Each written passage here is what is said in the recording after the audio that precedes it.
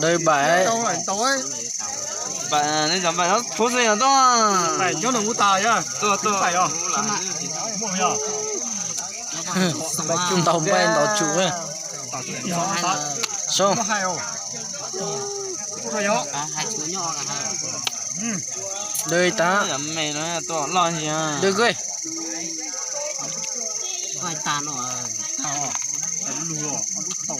Đời cười. Quê rồi, ôi rồi. Có tổ, quê ca, quê tá.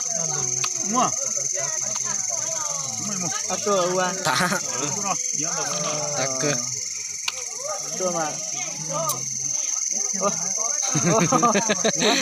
Vũ trụ. Tá. bút chuột ta á Nó tự nhiên xe Đi. Cua thà. nè. Bà bên tàu tầm bò. Dọn ta.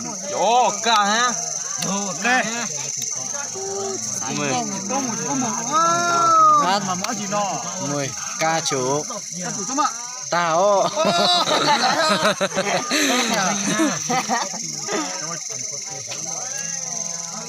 Thì tôi cũng biết là mình để chứ đâu. có tổ ra tôi có phụ ra Đời ca. Lẹ. Ô cháu nó. Đá chú. Ủa. Cả. Ca nhất. sư thì rồi Na chủ. Đá chú. Đời ca. Đời ca. thế là số chùa